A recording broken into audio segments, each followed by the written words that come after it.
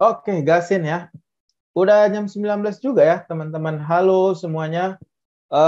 Welcome back di kelasku di kelas ekonomi. Kenalin yang belum kenal, itu namaku Iqbal. Kalian bisa panggil Kak Iqbal atau Bang Iqbal juga boleh aja sih. Yang senyaman kalian aja, teman-teman ya. Oke, kita nggak akan lama-lama di pembukaan karena aku pengen nanti diskusi banyak dengan kalian ya.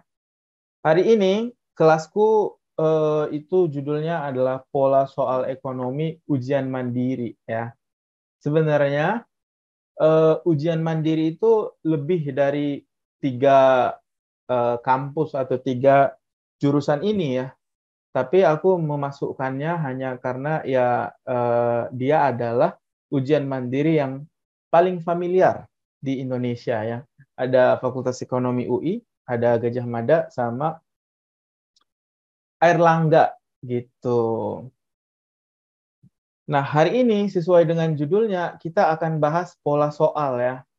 Nah, nanti aku akan kasih tahu kenapa kenapa penting untuk tahu sebuah pola ya. Oke. Apa pentingnya untuk mengetahui sebuah pola? Siap. Orang mana? Aku orang Medan, orang Sumatera Utara, Farah. Oke, kita langsung aja ya. Nanti aku akan kasih beberapa soal untuk kalian. Nah, eh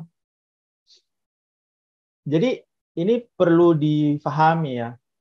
Misalnya kalau ujian SIMA itu kan sama dengan ujian SNBT sebenarnya, atau ujian UTBK atau ujian SBMPTN lah. Intinya dia mau masuk ke perguruan tinggi. Oke.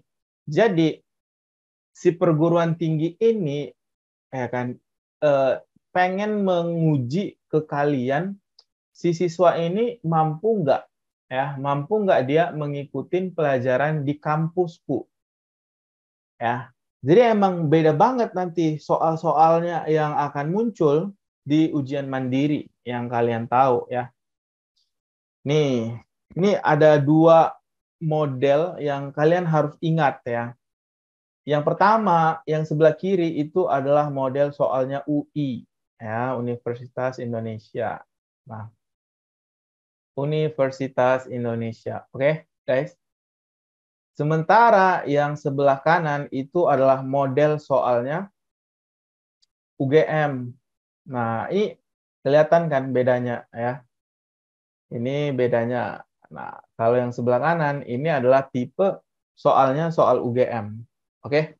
Kalau soal UI itu dia lebih ke menganalisis ya. Jadi nanti yang dikasih soalnya ke kalian itu adalah soal-soal yang menganalisis. Ya, jadi kalian nanti akan diberikan sebuah kasus atau studi yang sering kalian temui di kehidupan. Biasanya tuh kayak gitu ya. Nah, yang kedua, permisalan. Ya, SIMA UI itu sering banget ngasih soal permisalan. Misalkan, seumpama, terus dia kasih angka yang jarang kita lihat di soal-soal biasa. Yang ketiga, ada keterkaitan antara topik. Nah, ini penting banget.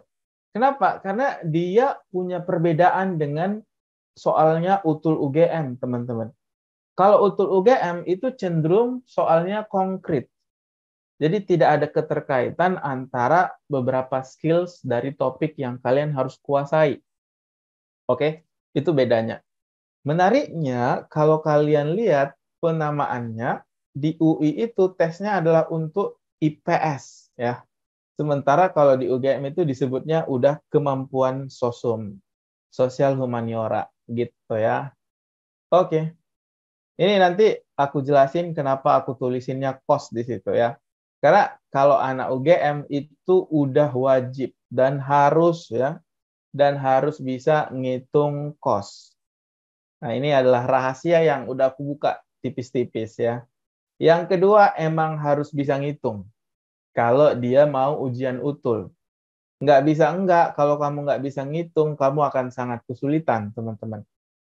Yang ketiga, soalnya pasti konkret. Yang keempat, dia nulisinnya sosum, bukan IPS lagi. Oke, kalian ada yang mau ditanyain nggak dari perbedaan ini ya? Ya, salah satunya mungkin ya, Sahel. Nanti aku akan jelasin marginal cost-nya, apakah termasuk juga ya. Oke, nah ini adalah pola yang harus kalian ketahui. Ini pola pertama yang aku bongkar malam ini ya. Ini adalah pola yang pertamanya. Konkret maksudnya gimana, Kak? Oke, nanti aku tunjukin ya. Sip, kita lanjut ke yang kedua ya, teman-teman. Yang kedua. Nah, sesuai dengan yang aku sebutin, ada topik yang aku nggak bilang wajib sih, tapi aku bisa hampir memastikan ini akan muncul di kedua ujian mandiri ini. Oke ya. Itu adalah topik biaya. Nah, ini adalah topik yang paling sering muncul ya, baik di SIMA UI maupun UTUL UGM. Oke ya. Nah, karena pada dasarnya ilmu ekonomi itu secara sederhana bisa dibilang dia ngomongin household company, kayak perusahaan kecil sektor rumah tangga gitu kan. Nah, tentu kita akan bahas hal yang paling urgent dalam sebuah perusahaan adalah cost management-nya. Gimana dia nge-manage biayanya. Oke? Nah, inilah nanti yang kata Sahel ya di kolom komentar. Soalnya dari tahun ke tahun yang muncul itu adalah total total cost. Oke. Terus ada marginal cost. Marginal cost. Ini hukumnya wajib kalian kuasai kalau kalian mau ujian mandiri. Kayak gitu ya. Ini wajib banget, teman-teman.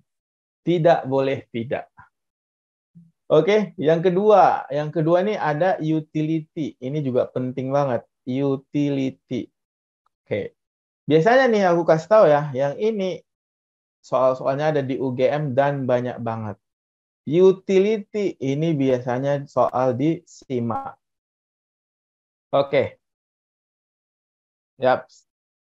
Kemudian konsep dasar. Tapi jangan salah paham dulu ya. Yang aku maksud konsep dasar itu ya konsep dasar.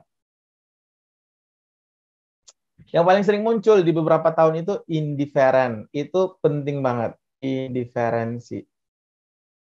Nah, kalau kamu emang beneran mau ujian mandiri gitu ya, kurva indiferensi di ekonomi nggak boleh lewat.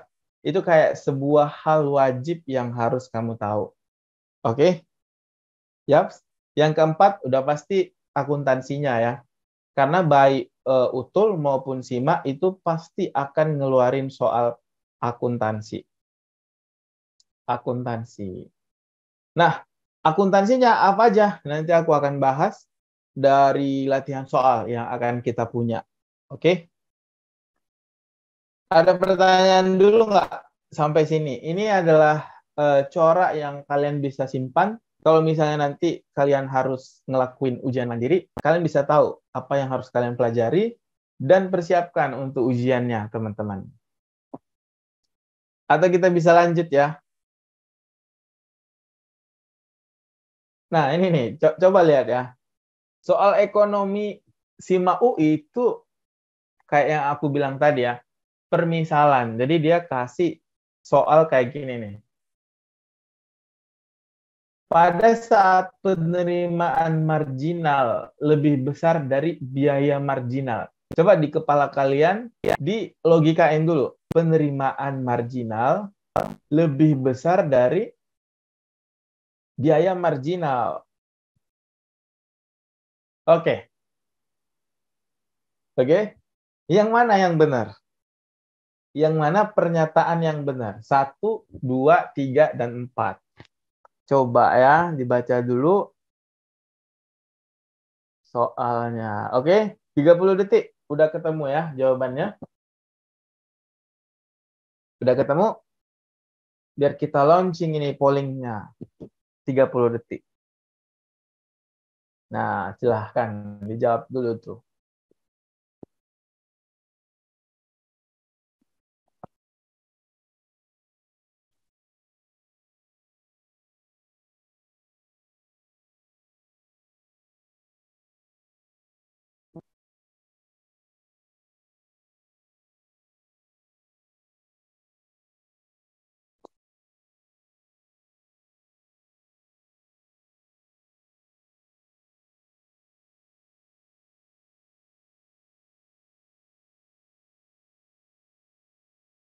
Oke.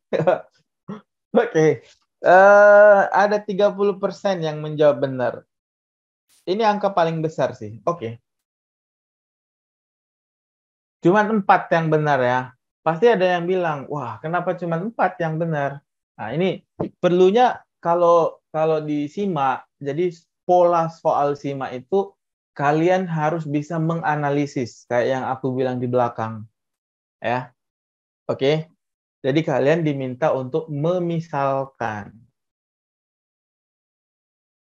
Nih, katanya cuma 4 yang benar. Kita coba ya. Antara 4 sama 3. Ya, Luna. Oke, boleh aja. Perusahaan akan menambah jumlah barang yang diproduksi agar labanya meningkat.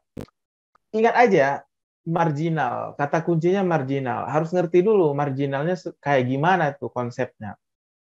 Berarti biaya aku memproduksi tiap satu barang lebih kecil dibanding aku yang terima.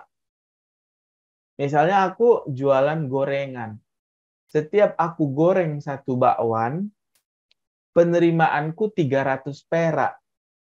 Biayaku 200 perak. Untung dong. Yang aku lakuin adalah ya udah aku akan meningkatkan kuantitasnya. Aku banyain aja gorenganku dong.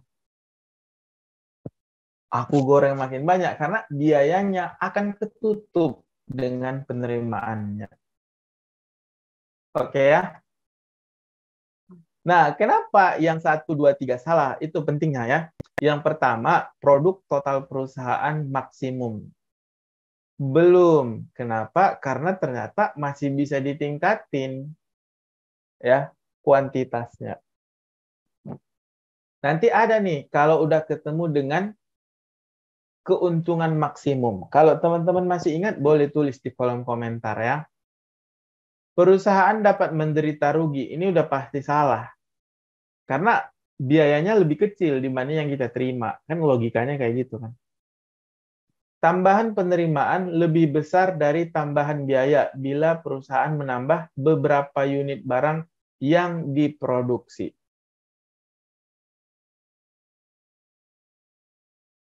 Oke, ini sebenarnya ada benarnya ya. Ada benarnya, teman-teman. Bila perusahaan menambah beberapa unit barang yang diproduksi. Tapi ini kayak sebuah jebakan. Ini juga penting buat teman-teman ya tahu. Jadi, ada yang dimaksud dengan pasti salah ya. Di dalam sebuah opsi itu pasti kalian temuin kayak gini. Dan ini hati-hati banget kalau kalian ketemu dengan soal simak. Kenapa? Karena kalau kalian ingat yang aku tulisin di depan, soal utul nanti kita bahas ya. Itu konkret. Angkanya dikasih tahu, terus kalian tinggal ngitung. Cenderung lebih gampang kalau menurutku ya. Tapi kalau soal simak, pilihan opsinya banyak banget. Jadi ada opsi itu pasti salah. Pasti salah. Ini udah pasti dong, kita nggak pilih. Ya. Yang kedua, pasti benar. Pasti benar. Nah, kalau kita udah tahu yang pasti benar, ya udah tinggal pilih aja. Yang ketiga, mungkin salah. Ya. Atau jangan mungkin salah lah, mungkin benar. Seringnya orang bilang bisa jadi benar. Oke. Yang keempat, paling mungkin benar. Nah, makin ribet kan? Paling mungkin benar. Oke. Jadi ini gunanya teman-teman harus menganalisis ya. Yang poin 3, yang kayak kata Luna, itu kayaknya benar deh ya. Benar. Di mana kata salahnya? Kata salahnya itu adalah di beberapanya. Ya, beberapa. Dia nggak bisa menentukan kalau kamu bisa bilang ditambahin jadi makin untung, berapa yang harus ditambah. Oke ya, jadi dia mungkin benar, tapi paling pasti benar itu yang 4. Oke, kayak gitu ya cara ngerjain soal-soal dari ujian mandiri, teman-teman. Sip lah. Itu tadi soal simak yang analisis ya. Nanti teman-teman pilih mana yang lebih nyaman dikerjain. Kita ngerjain dulu soal utul ya, soal utul UGM tahun 2015. Ini gampang lah. Teman-teman harusnya lebih dari 60%. Pabrik, sebuah pabrik. Nah, ini dia ya. 30 detik. Ya, silakan ya.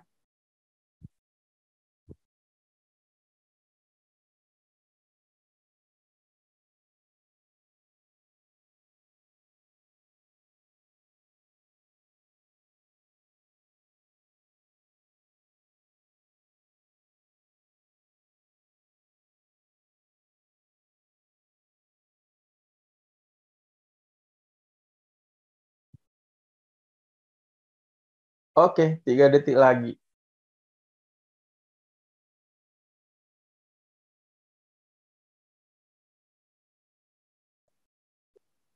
47.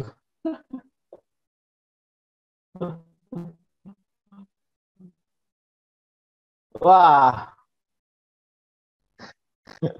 kenapa? Kenapa coba? 47 yang benar. Padahal aku nebaknya harusnya bisa lebih tinggi ya. Jangan lupa untuk ngaliin variabel cost-nya ke kuantitasnya. Ya, jangan lupa. Oh, udah hilang. Oke. Coba ya, kita perhatiin. Biaya tetapnya itu 1 juta, berarti fixed cost ya. Fixed cost-nya 1 juta. Nah, 1 juta. Biaya untuk membuat sepatu, nah ini harus diperhatiin ya. Biaya untuk buat sepatu itu variable cost dong. Ya, itu 500 per piece. Nah, ini nih biasanya nanti yang mengalihkan ini yang kelupaan. Harganya sepatu dijual 1.000. Ya, harganya dijual 1.000 per piece. Oke. Untung atau rugi kalau yang diproduksi itu 9.000 unit.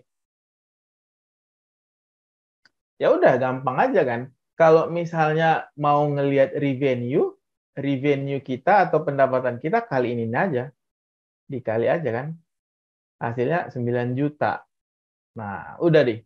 Kayak gini doang nih caranya. Bener nih pasti. Pada banyak yang bener kan. Terus yang fixed cost ini kan 1 juta. Jangan langsung ditambah 500.000. Fixed cost, variable cost-nya harus dikaliin juga dong dengan yang kuantitinya ya. Nah, baru dikali 9.000 piece. Oke, kayak gitu ya. Kebayang ya, teman-teman? Udah dapat nih, nanti baru ditambahin kemari. Nah, tambahin kemari. Ya udah deh. Habis itu kalian langsung kurangin. 9 juta kurang kemari. Pasti dapatnya laba sebesar 3,5 juta. Itu easy lah, menurutku lebih gampang kan, karena kalau kita tahu rumusnya ya, kita tahu rumusnya, terus kita teliti, yang paling 1 atau 2 jebakan yang harus hati-hati teman-teman. Oke, kita coba yang soal ini aja ya, soal utul UGM ini ya, yang tahun 2018 yang ini, yang di sebelah kanan, yang paling kanan. Siap-siap, dibaca dulu aja yang ini. Dalam jangka pendek, biaya manakah yang harus berkurang secara kontinu jika outputnya meningkat? Oke, dalam jangka pendek, ingat ya, short run cost analysis. Aku harus tulisin nih, jangka pendek, short run. Hati-hati. Ada Nevin, kita ini dulu ya, kuis dulu Nevin. Dalam jangka pendek. Yo, 30 detik. Ya, Nevin bener ya. Begitu masuk langsung ditodong.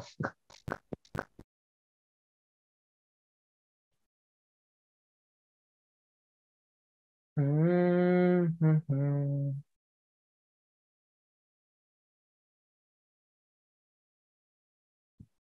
Habis ini kita bahas akuntansinya aja ya. Yang penting kalian udah tahu lah corak soalnya tuh kayak gimana. Yang suka akuntansi boleh dong angkat tangannya ya. Pasti banyak nih yang suka nih.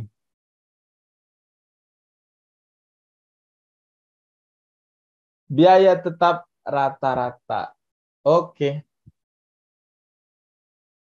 biaya tetap rata-rata. Nih ada yang mau kalian tanyain nggak? Ini benar-benar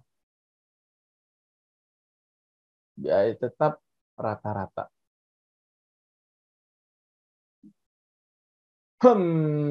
Ya mungkin keluarlah ini kata-kata Kenapa?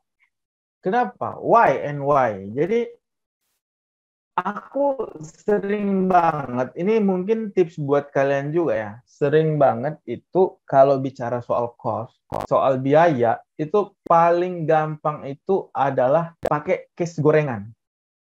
Gorengan aja. Karena itu bisa ngejelasin banyak hal, teman-teman.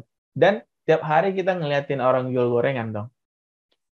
Misal nih, dalam jangka pendek, ingat ya, dalam jangka pendek berarti nih kita pilih dulu. Dalam jangka pendek apa yang ada? Berarti fixed cost-nya ada, variable cost-nya ada. Oke. Nah, pertanyaannya sekarang kalau output-nya meningkat ya. Kalau output-nya meningkat, kita coba tulisin kuantitasnya naik. Logikanya kayak gini deh, kita buka sebuah warung gorengan, ya, warung gorengan.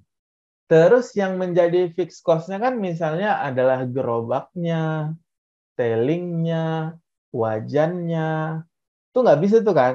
Nggak bisa eh, yang lain tuh digantiin. Wajannya nggak bisa diganti dengan styrofoam misalnya. Kan nggak bisa tuh kan? Yang dimaksud dengan variable cost-nya minyak goreng, saus, cabai, plastik. Nah, itu ada 4 aja nih. Ya kan? Ada 4 aja. Minyak goreng, cabai, saus, plastik. Mungkin nggak variabel cost ini ditiadakan? Nggak mungkin dong. Nggak mungkin kan? Kalau kalian beli gorengan, si ibunya bilang gini, wah minyak gorengnya belum datang. Ya dia nggak akan bisa goreng dong. Ya kan? Atau ibunya bilang, waduh nggak ada plastiknya. Kamu mau nggak pakai tanganmu sendiri ngebawa gorengannya?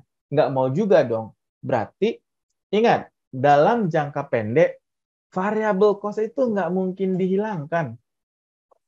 Ya, variabel cost itu nggak mungkin dihilangkan. Oke, dihilangkan. Nanti cobain lagi ya pakai logika gorengan. Oke. Nah, kalau variabel cost tadi yang dikurangi adalah biaya tetap rata-ratanya.